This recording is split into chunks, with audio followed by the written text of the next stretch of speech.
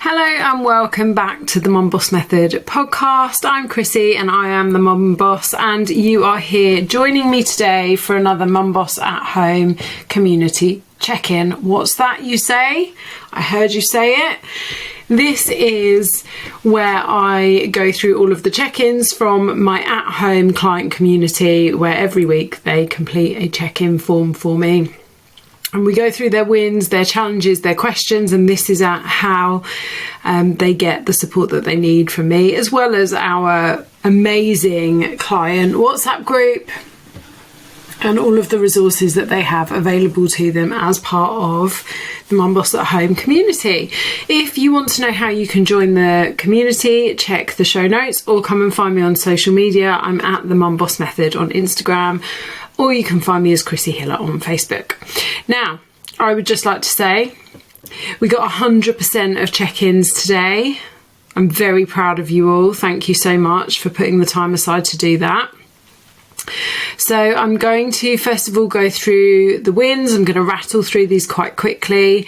If I don't read yours out, I think I probably will get to read them all out, but if ever I don't read yours out, please never be offended by that. But when I get everyone's check-ins, there's a lot of them, and I want to celebrate your wins, but I also really want to help you with all of your challenges. So Antonella chose not to have a dessert when she ate out. Hannah got great movement. She hit her daily steps despite that absolutely atrocious weather we had last week. She did one workout plus some high energy housework, which felt like a workout. Well done. Jamie did a short run. She did a Mum Boss at Home workout, and she also did another 15-minute workout to incorporate our client bingo game that we were running last week. Sarah said that she's been so consistent this week. This has been by far my strongest week, and I can definitely see the results. I have lost a couple of pounds, finally putting me in a lower stone bracket. I've started all my workouts. I've tried new things in the gym and about to go on a 7-kilometre run, which she did with me, and she did amazingly. And all in all, she's had a really good week and she feels great for it. Now, I just would like to pause in the sharing of the wins situation to talk about this, because last week within the client community, I recorded a 45-minute webinar where I talked about what's going on with the scales. I talked about, how we get so obsessed with scale weight, how you can make sure the scales move, but also some really breaking down some of those beliefs around the scales. And Sarah came to that live and really took on board all of the points that we talked about in those 45 minutes and applied them for the whole week, and has tracked everything and stayed within her calories. She's got all her workouts in. Sarah's really active anyway. She does a lot of movement, but what I would say is that it was her nutrition which was a bit patchy. There were days missing sometimes from her tracking. I'm sure there were, the odd things that got consumed that didn't get tracked. And whilst you don't have to track in order to lose weight, if you choose to track and you want my support, I recommend that you commit to the tracking. And if you decide you don't want to use MyFitnessPal, NutriCheck or something, find another way of recording your food. You can log it in our app, you can take pictures of it, because I can give you feedback on your food. But also, if you're not, it doesn't matter how active you are. None of us are professional athletes that are spending hours and hours training per day. So your nutrition is by far the most important part of this process. It doesn't matter if you're training 7 days a week. If you're eating over calories, if you're not in a calorie deficit, you will not lose weight. And Sarah really took that on board last week, and the results showed. So well done, Sarah. Janet got her head in the right place. She gave her head a wobble. She logged her food and only had one day where she had alcohol, and she is feeling much better. Good, Janet, well done. So Helen's had a challenging week. Her husband's not feeling very well, which means that, you know, all of the responsibilities in the household are hers. But despite that, she's kept up her protein and limited her treats, despite, you know, feeling below par herself. So well done, that is amazing, Helen. Claire got all 3 workouts done. She's had walks and gentle jogs because she's had a knee injury. Her knee's now much better, and she went out for dinner and made good food choices in the restaurant. So well done, Claire. Tracy managed to get into a size 14 instead of a size 16. Amazing, Tracy, well done. Lisa got through a tough week without hitting the big red button. Well done, Lisa. Tish attended my village circuits class and really enjoyed it and did an amazing job as well. Jackie's managing her hunger much better, although she is still ill, which is such a shame. Stacey Etwell managed her jet lag and managed interrupted sleep due to the jet lag. Well done, Stacey. Steph is back to getting out, doing her steps, getting out for walks 1 to 2 times a day during the week. She's tracking her food and sticking to her calories. Well done, Steph. Jack has managed to get out for short weeks. She's been really struggling with a bug for 2 weeks. And Emma took her own snacks to the cinema and not a single sweet or chocolate was consumed. I think that's amazing. A couple of the ladies have done this over the last few weeks. They've gone to the cinema and either not eaten snacks or chosen to take their own, which I think is a win in so many different ways, because cinema snacks are really expensive and the popcorn's not that nice anymore, not compared to when we were children. And yeah, I think it's a great idea. So well done, ladies. Okay, we're going to go into challenges and questions now. So we've got, and these challenges and questions I keep anonymous, so don't worry, everyone can be honest with their challenges and questions because I won't ever read your name out. Okay, so snacks. Cravings were high, but I think this was more about mood and mindset than hunger. My challenge is definitely my mindset. I'm in a the 60-40 mindset felt like a win on holiday, but I've been finding it hard to get back to 80-20. Although I've had great meals and I've moved more, so then I've been telling myself it's okay to have some chocolate, which it would be, but I know I'm having too much, which is getting in the way of my goals. Okay. So there's a few things here. It can be really, really hard to get yourself back into a routine after illness and after holiday. And we've also got, you know, we've got quite a few ladies here who have either been on holiday or been super ill for the last couple of weeks or just had loads going on. At the moment, in my client group and outside my client group, I'm running a Feel Fab in 5, which is almost like a bit of a reset, a return to 5 basic habits to be consistent with every day. And my clients are joining in on this. So those of you that are listening, focus in on that. Use the resources that you've got available within the program to do that. Also, remember that previous resets that I've done, I've got a whole podcast on reset weeks, and then I've got 2 other reset weeks where the daily lives were recorded. So you can go back through the podcast episodes, because I can't remember them off the top of my head, and listen to those. They will give you a boost. A reset week is something that I like to do after Christmas, after holidays. I tend to do it after March as well, because March is full of birthdays and Mother's Day for me. June as well. June is full of birthdays and Father's Day in my family. So I tend to do these a couple of times a year where I accept no excuses from myself. absolutely no excuses. I don't make things super hard. I just go back to basics. I set a step goal, I stick to it. I set a calorie goal, I stick to it. I set a fruit and veg target, I stick to it. I set a bedtime, I stick to it. I set water intake, I stick to it. Pick from those habits that you know work and give yourself some hard targets to focus on. Some non-negotiable targets to focus on. Okay, you know the basics work, and give yourself 5 to 7 days where you will accept absolutely no excuses from yourself.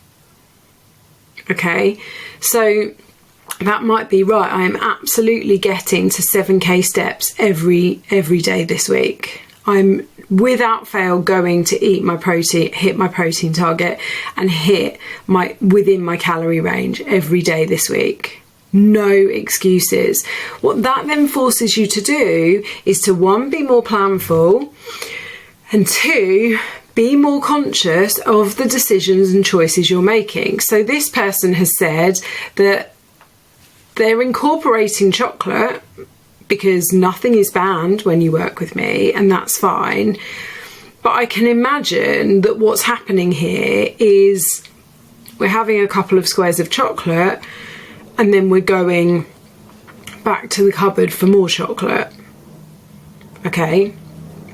Plan in your chocolate and make a hard and fast rule for yourself that that is the chocolate you will have. But make sure that you enjoy that chocolate. I just caught myself, I'm going to be really honest, I made the most amazing birthday cake for Charlie's birthday, and my family and even Charlie said, you know, this is the best birthday cake that you've made me, and it is really delicious. Sorry to blow my own trumpet, but it is. And I just caught myself whilst I was waiting for my lunch to heat up, doing that straightening the edges thing with the chocolate cake. Oh look, that edge isn't straight, so I better cut it and put some in my mouth so that the edge is straight. Now, I've left calories in my day so that later on, me, Charlie and Tom can all have the final slices of this cake and enjoy it. Will I enjoy that cake as much if I've been downstairs and straightened the edges 10 times between now and 7 o'clock when I have that cup of tea? No. In fact, what I'll do is I'll just end up associating guilt with that, because I will know myself, as will Charlie and Tom when they come down and see that probably already a slice of the cake has gone. It hasn't now. I honestly only did this once. But that's not how I'm going to enjoy it. I want to enjoy it by taking a slice, a decent slice, not, you know, giving myself a scrimpy slice because I've been hacking corners off of it all day. I want to sit down with a really nice cup of tea and I want to enjoy it. Standing at the kitchen counter, taking slices off that cake does not allow me to enjoy it. I'm almost secret eating.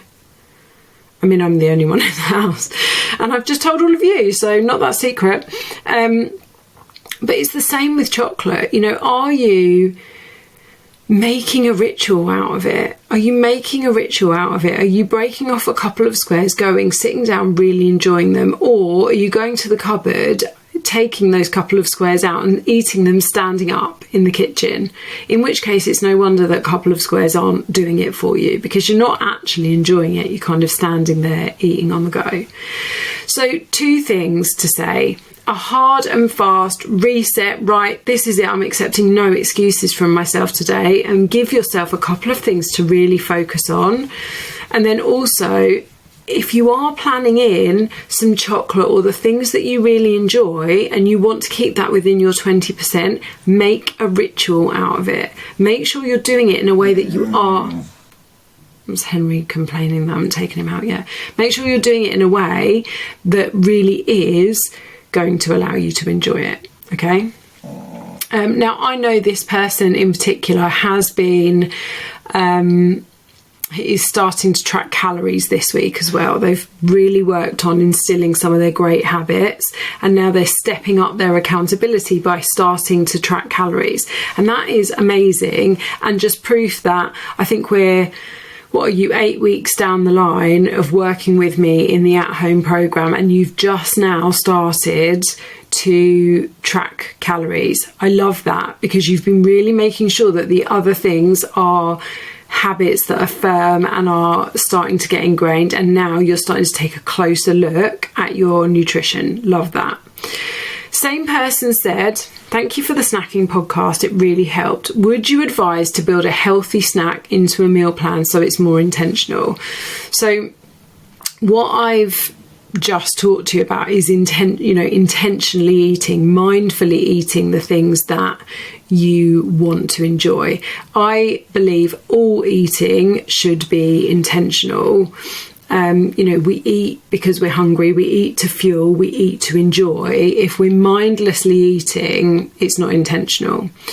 The first thing I want to say about snacking is, for some people, snacking actually really doesn't help. It really doesn't help their journey, because actually it just encourages them to think about food more and want more food. So the first part of this answer is, if you are relying on snacks, then I want you to consider having bigger meals. But for some people, they do need kind of a mid-afternoon or even a mid-morning snack, and that's fine. Yes, I would absolutely advise, in that case, building a healthy snack into your meals, into your plan for the day, into your tracking for the day, into your plan for the week. So know what time you roughly get hungry, and plan in a healthy snack so that you can sit down and you can eat that, and it is really intentional, and then you're not cupboard surfing looking for something to quickly sort you out. Okay, good. Right. Great questions, great points. Right. One of the questions I ask in these check-ins is, where have you been getting in your own way and making excuses? And someone has put here, same as always. And what I would like to just point out is, if you are still making the same excuses that you have always made, I want to ask you, what is it going to take for you to stop making those excuses? How many check-in forms are you going to complete saying same excuses as always? How many times are you going to promise to have done a workout or done this or done that in the WhatsApp group, only to promise the same thing, make the same commitment over and over again? So actually, a few of you will have got individual messages from me this week calling you out on some of the excuses that you've been repeating and asking you when you're going to stop making them. And what I would say is, if you're listening to this and you're not part of the community and you make the same excuses over and over again, I want you to consider what I said to the ladies here. What is it going to take for you to stop making the same excuses? How far along the journey are you going to allow yourself to get? Because if you stop making excuses now, then in 6 months' time, you will be so much closer to your goals than if you just carry on making excuses for another 6 months. And then the other thing to think about is, why are you making those excuses? What is it that you don't want to do? What is the easy option you're picking? What is that? So if the excuses are, I'm tired, I have no energy, so I'm just going to feed myself sugar, chocolate, sweets and caffeine, then what is it? You know that that's not actually what your body needs. You know, because you've been with me for weeks now, and you know actually what your body needs. So what are you So what are you avoiding doing, and why are you avoiding doing it? Why would you not, use exercise and getting outside and good nutrition instead of relying on the sweets, the caffeine, the chocolate? And what is it that you're avoiding? I can't answer that. Only you can answer that. Good. Okay. Would like to hear your thoughts on supplements. Anything you recommend or advise against? I'm tempted to try greens for an extra energy boost. Okay. So let's think about the word supplement. A supplement is just that. It is a way of supplementing your diet. So adding to your diet. And in the first instance, what we need to think about is there should be nothing that you can't get from your nutrition. There are a few exceptions to that. So supplements really are to supplement what you're already doing, not instead of. Okay, now the exceptions are if you are vegan and potentially vegetarian, you need to probably be you do need to be supplementing with vitamin B12. You also might need a vegan omega-3 supplement. That might be really beneficial for you. We live in a country that is not often very sunny, so most people would benefit from a vitamin D supplement, certainly through the winter. But if you don't get outside much because of work or whatever, when it is sunny, you might need to consider doing that all year round. In terms of things like protein, if you struggle to get your protein in via your food, protein is a supplement. It is something that protein powders, protein products are something that you can supplement with, but it is absolutely possible for most potentially not vegetarians and vegans to get at least 100 grams of protein in your diet. I know that since I have started eating fish and now white meat, I'm barely using protein powder because I can get my protein from all of my food. So my honest opinion on greens powders is that they are an expensive waste of money.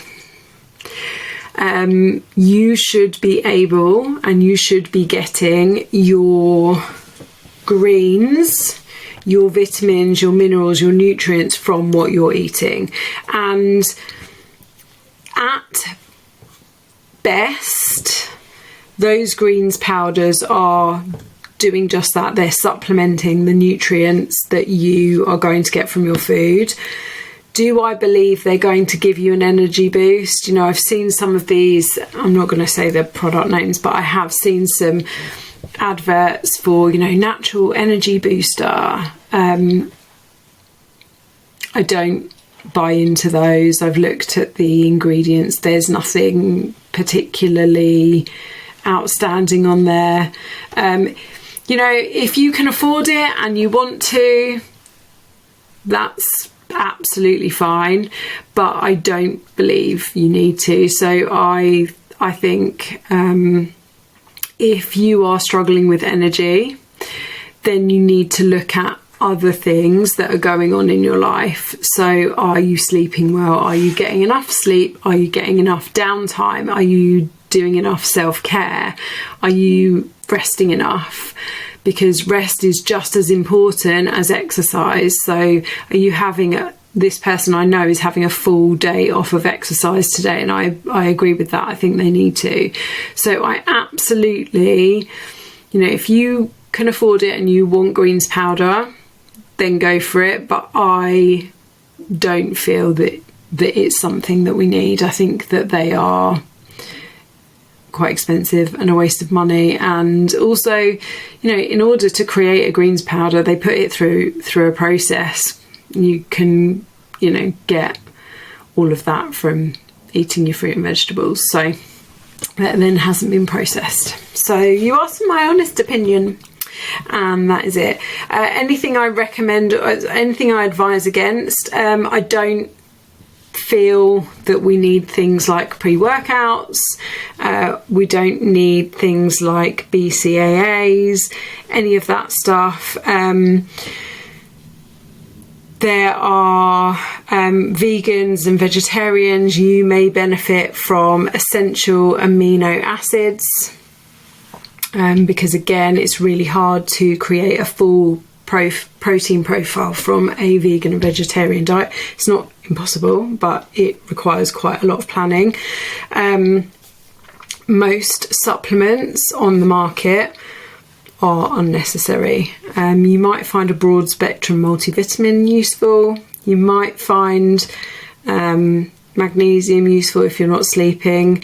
One thing to say though is that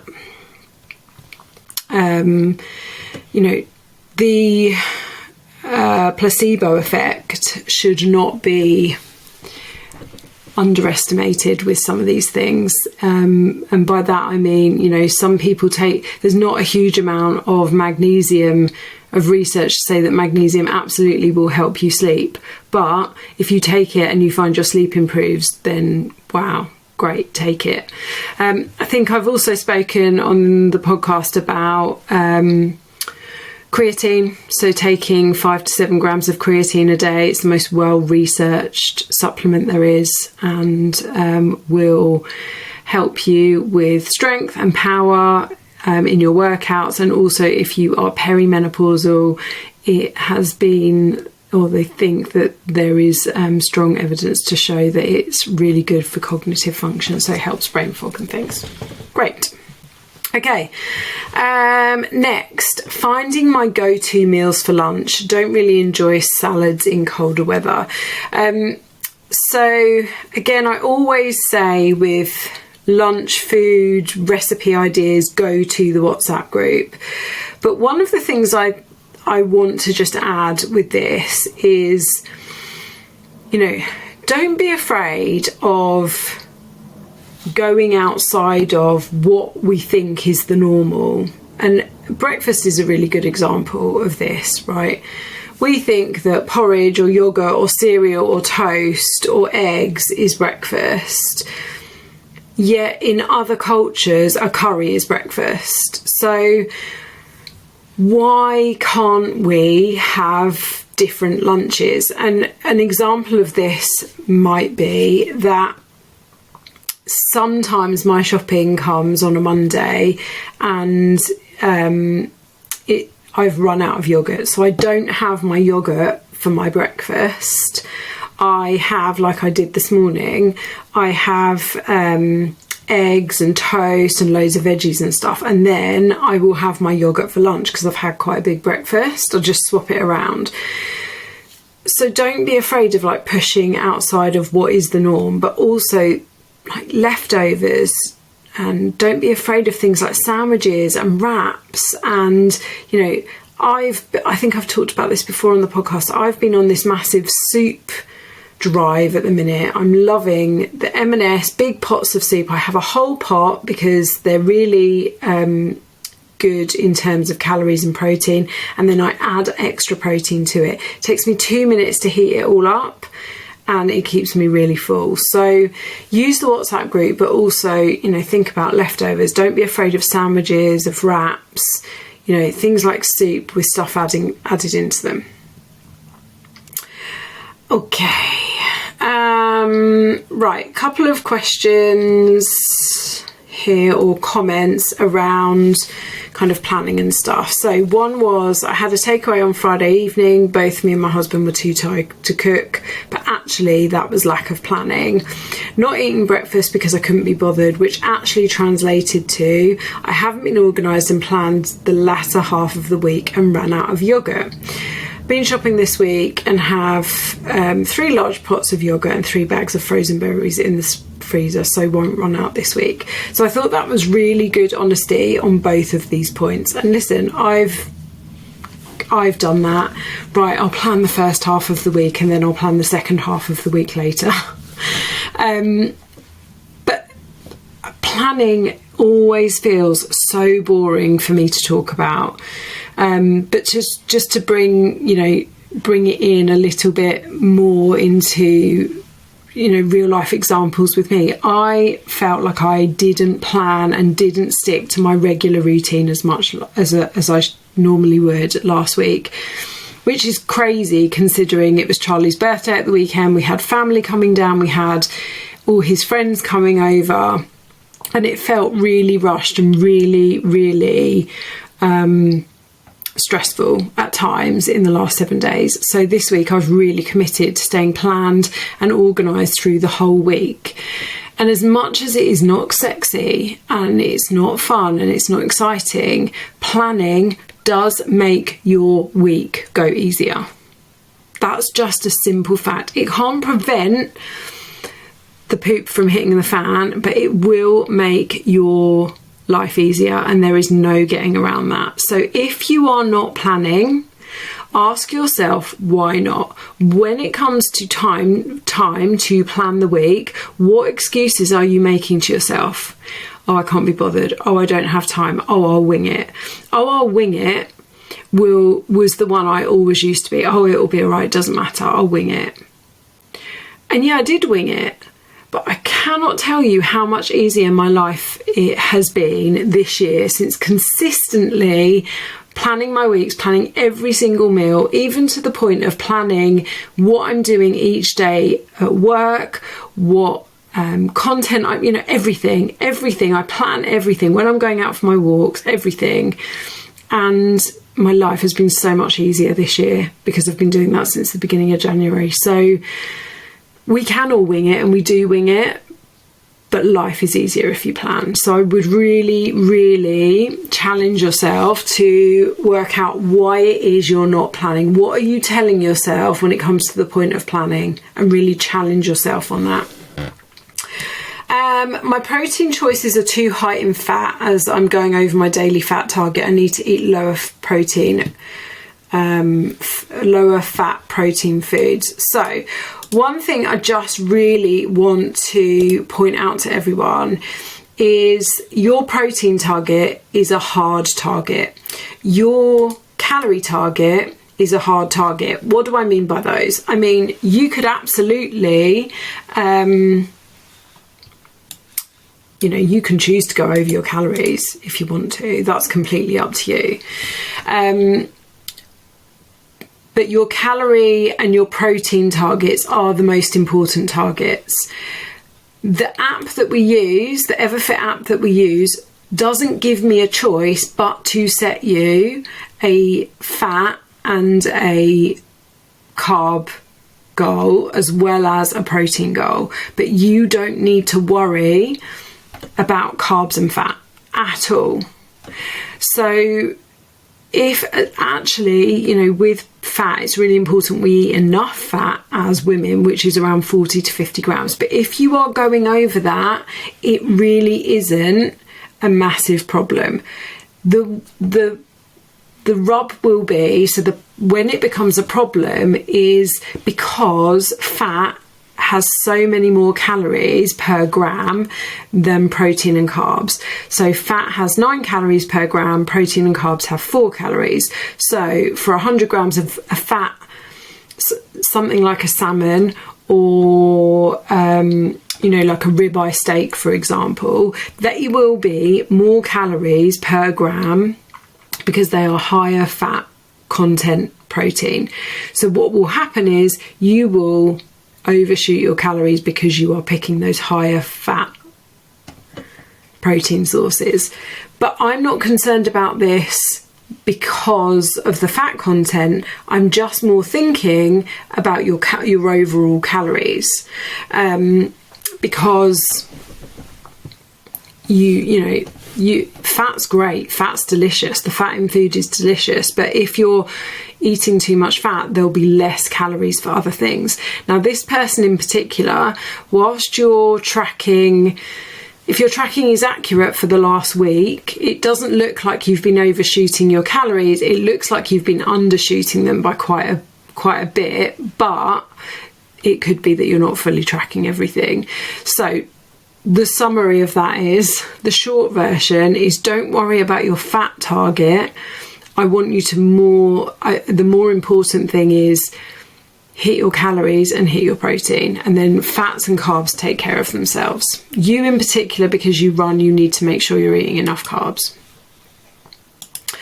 Okie dokie. Right, next one. I'm still struggling to find time in my diary to move away from my desk at lunchtime. Sometimes my diary is back to back. I think I need to reorganise my meetings in my diary to give me some more free time, but I'm not sure how to go about it. Do you have any advice?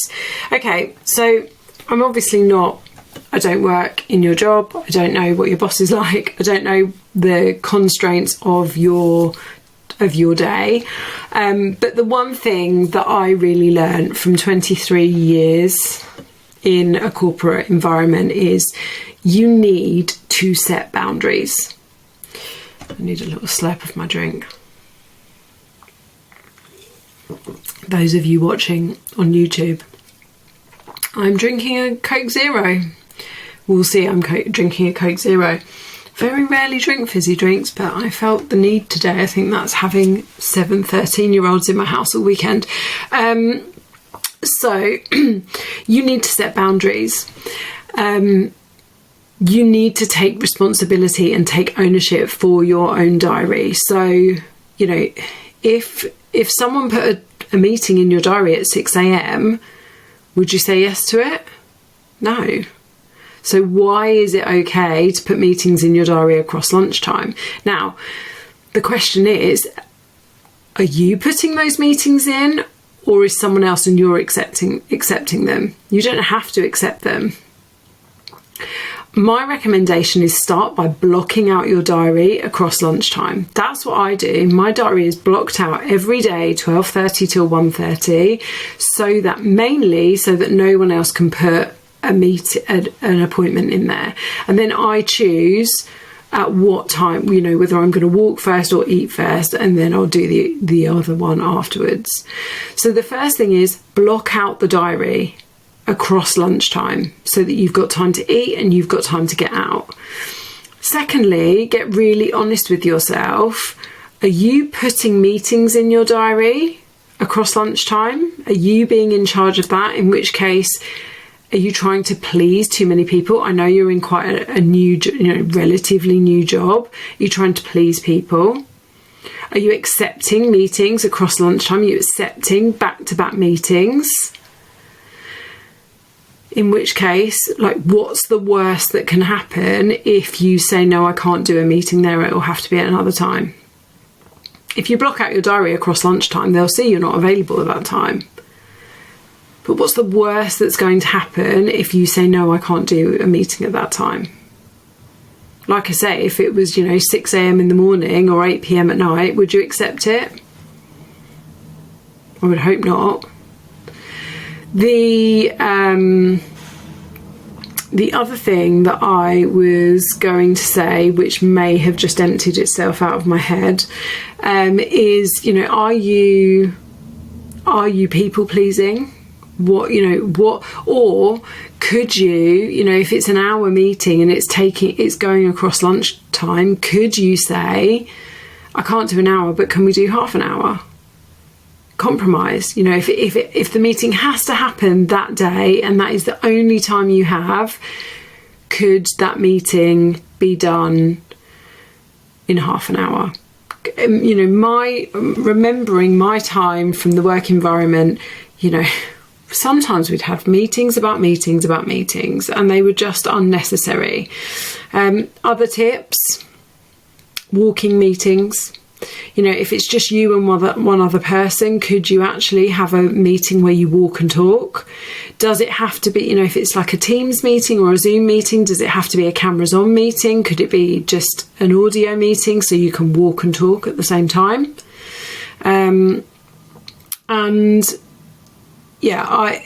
It's about setting boundaries. It's absolutely about being really firm with yourself. No, this is the time when I eat and I get a walk in, and then also really considering how much better you will perform in said meetings, in said job, if you've taken a little bit of time away from the desk, fed yourself properly and got a bit of fresh air.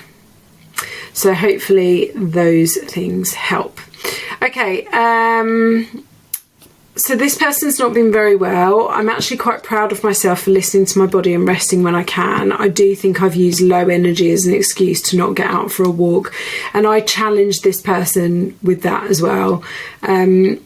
So, you know, I would never say to people if they were, you know, absolutely full of flu, couldn't lift their head off the pillow, to go out for a walk. I certainly wouldn't be telling people to get in the gym when they're ill, but there are times when it becomes far too easy to say, oh, you know what, I'm not well, I'm just going to stay in, when actually just 10 minutes doesn't have to be long. 10 minutes outside would make you feel better. It's a little bit like when you've been ill and you've been too ill to shower, and then you get to that point. I mean, I'm not like this, but I have been in the past, but you get to that point of, I know if I have I can't be bothered to have a shower because I've got no energy, but I know if I have a shower I'll feel better. It's a bit like that, you know, you don't really want to be bothered to go out for a walk, but you know, it will probably make you feel better.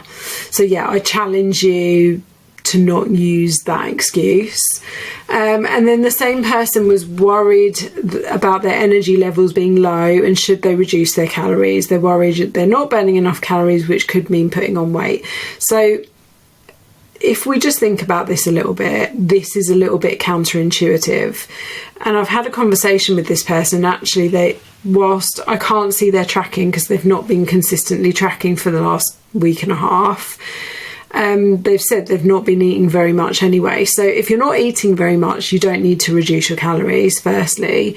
But also, if you're not well and your energy is low, it is not sensible to then reduce what you're putting in your body. Actually, you need to be providing your body with energy, with nutrients, with what it needs.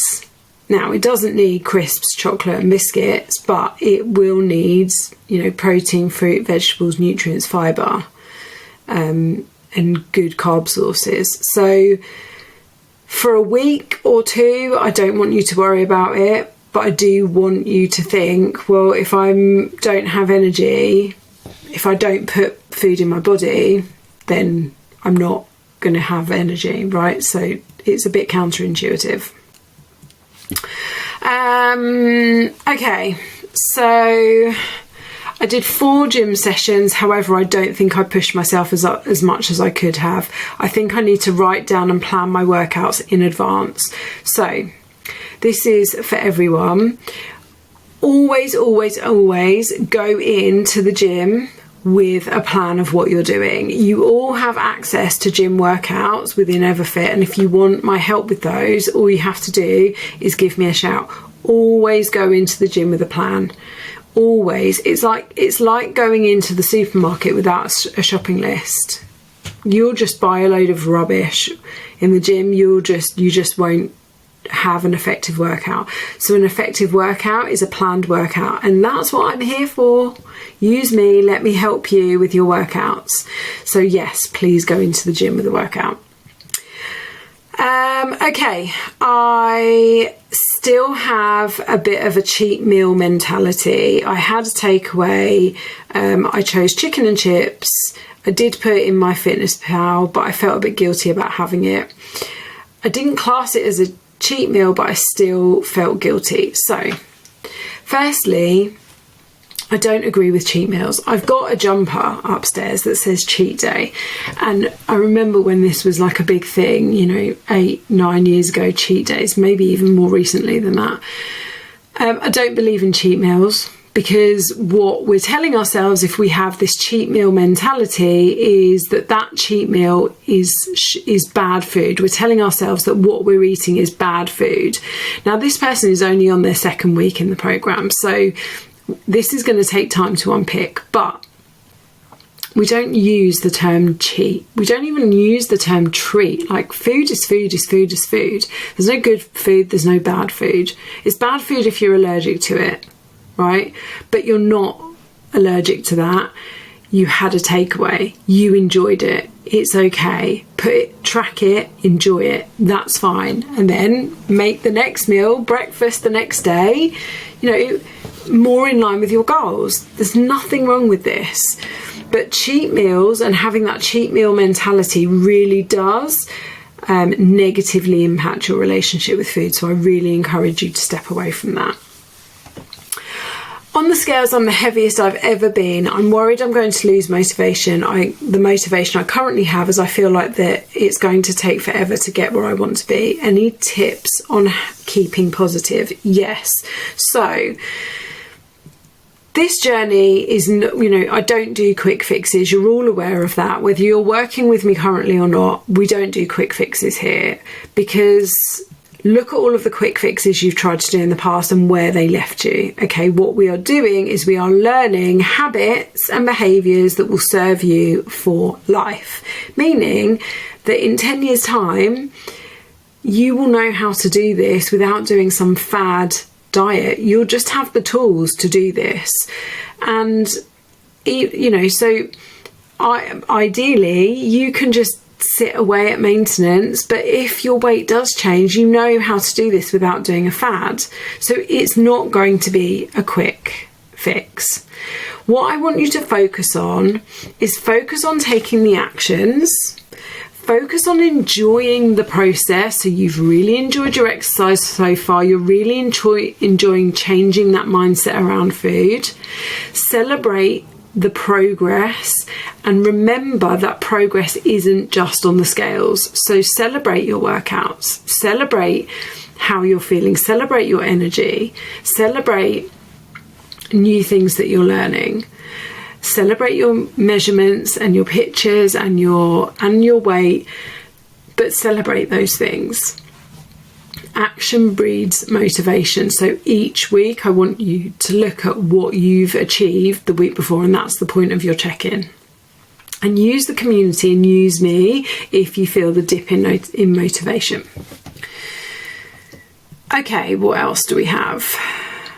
So, too much time spent wasting time scrolling through my phone or just generally procrastinating rather than getting stuff done so that I can get into bed at a decent time, or even use the time to do exercise, get more steps in, or prep for the next day. So this was a challenge, not particularly a question, but again, I think really great self-awareness. And I would encourage everyone to think about, how much time do you waste just scrolling your phone? I think I've said this before, I have an app on my phone now that blocks most of my apps called Opal, which means I can't scroll on my phone, and that is actually part of my job. But I was finding I was scrolling instead of doing the things that I needed to do. So what is it that you're looking for? Most often when we're scrolling our phone, we're doing it mindlessly, we are doing it to procrastinate, we're doing it for a bit of a dopamine hit. Okay, so how can you change that around? How can you set yourself a bit of structure, set some rules around, right, I need to have these things done, and then I can have some time on my phone. The other thing I would recommend you doing is implementing a very structured evening routine. So what are the things you need to get done before you can sit down and have the you time that you so rightly deserve? What is the you time? Because you time is not scrolling on your phone.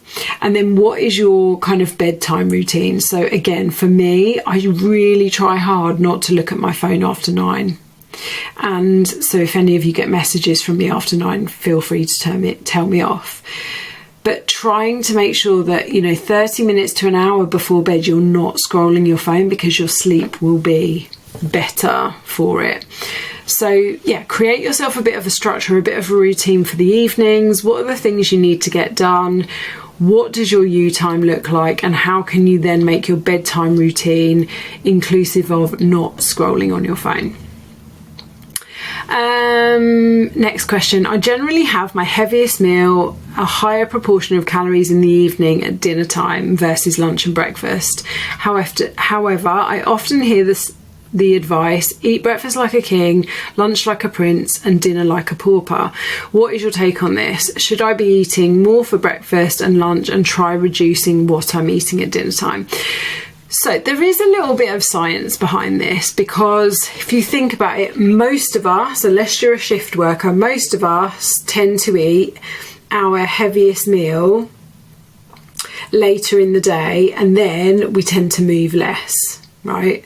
Which is a bit counterintuitive, rather than eating a heavier meal, which, you know, it would make more sense to eat that heavier meal earlier in the day and then the meals get lighter. So for metabolic reasons. However, the way most of our lives are structured, that doesn't tend to happen, really. We tend to eat bigger meals later on in the day.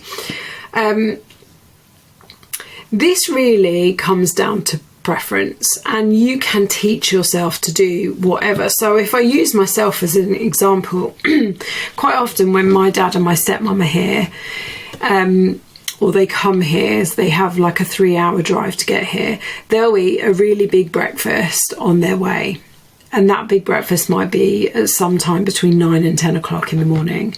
And then they'll say to me that they don't need lunch. They'll maybe have a toasted crumpet or something, and then they'll have dinner. Now, I personally am not one of these people that can get away with eating a really big breakfast, then nothing at lunchtime, or hardly anything at lunchtime, and then a bigger dinner. I like to eat 3 meals a day. I would overeat. If I did that, I would overeat, because I'd want what I regularly have at lunchtime. So that doesn't work for me. But I do tend to have a slightly bigger breakfast than I do lunch, because I work out in the morning. I'm very hungry in the morning. I don't eat my breakfast until about 9 o'clock. So then I have something a bit lighter at 1, and then I eat a bigger dinner. This is really about preference, about what suits you, about what suits your life.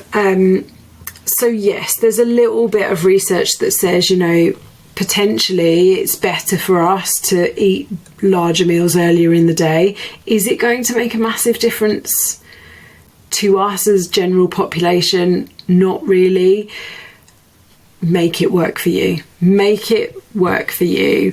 I would say if you're finding yourself feeling really snacky during the day until you've eaten dinner, or you're eating so much at dinner time that you feel uncomfortable, yes, rebalance your calories a little bit. But if it's working for you at the moment, don't feel like you need to change it.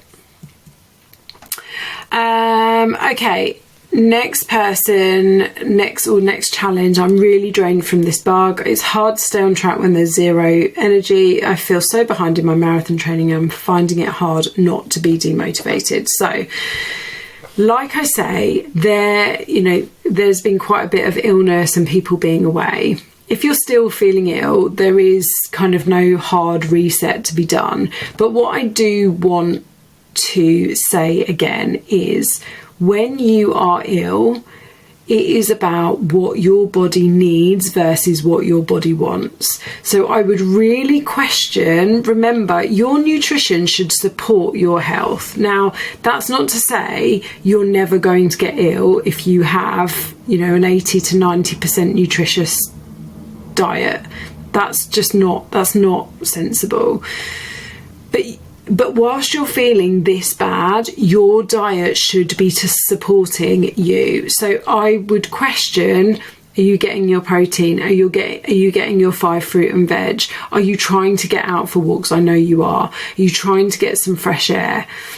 Are you trying to get some movement in? Not necessarily tough training or going straight back to marathon training, but is your nutrition supporting you to get better, or are you living on quick fixes, sugar fixes, caffeine fixes because your energy is so low? And if that's the case, then I would like you to really focus on getting great nutrition in to give your body the best chance of feeling better. Okay, I think that's everything. Oh no, I've got a got one more, nearly missed it. It's because I didn't highlight it. Any idea how to break those strong associations, i.e. I'm in town, I need a coffee, I've got a cup of tea, so I need lots of biscuits, I've had alcohol, so I need something to soak it up, etc.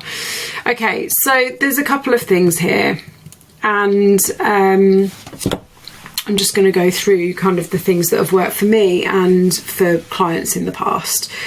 The biggest thing that made the biggest difference to how much coffee I drank in coffee shops is looking at how much it was costing me versus how much I enjoy it. I've mentioned this before. I've gone through quite a coffee journey in that I'm now down to 1 coffee a day that I make at home, and I don't drink it for about 90 minutes after I've got up. But when I look at how much money I was spending on coffee every week, it horrified me, because most often you're spending £4 or £5 when you're going out for coffee. If you have 2 or 3 coffees out every time you go to town, that's, could be up to £15 worth of coffee. And if you think about what else you could be spending that on, that really scared me. The other thing I really thought about as well is how much I actually enjoy those coffees. So I've stopped going to some of the big chain coffee shops, and I will now only drink in the kind of small independent coffee shops where I actually really enjoy the coffee. So that's what I would think about in any of these situations. So if you're going like into town, or you're traveling for work, or you've got to go into the office and you're going to pass a coffee shop on your way to the station, a coffee shop on your way to the office, a coffee shop on the way back, creating yourself a plan. So if you track your food, pre-track everything you're going to eat and drink, and that way you know that okay, you've got room for 1 coffee, but you haven't got room for 3. If you are sacrificing solid food to have 3 caramel lattes, then we need to have a deeper conversation, because your liquid calories do count, and you will be getting less nutrients from that coffee, but also you'll end up being hungry later on because it's not filling. So plans and structures, like I say, if you're traveling, if you're going into town, really challenge yourself and your thought patterns. So the language this person has used: I'm in town, I need a coffee. I've got a cup of tea, so I need lots of biscuits. I've had alcohol, so I need something to soak it up. You don't need any of these things, you want them. You're giving yourself a reason to have them. So challenge yourself. No, I don't need, I want. How much do I want 5 biscuits with my cup of tea versus how much do I want to lose body fat this week? How much do I want 3 coffees today versus how much do I want to achieve my health, fitness and weight loss goals? So you don't actually need any of those things. Stop using the word need, use the word want. Let's call it what it is. It's I want 3 coffees, not I need 3 coffees. And then there's a couple of other things. So a bit like you budget your calories, budget your money, right? So yes, I am travelling into the office today, and I am going to give myself an allowance of £4 for coffee shop coffee. And the other thing I was going to say is, and I've talked about this before as well, I don't buy biscuits. There's actually currently biscuits in the house because my dad and stepmom were here and they love a biscuit with their cup of tea. And so Saturday morning and Sunday morning, I had a biscuit with my cup of tea. And it's not something I normally do. I don't buy biscuits because I too would love to have 2 or 3 biscuits every time I have a cup of tea.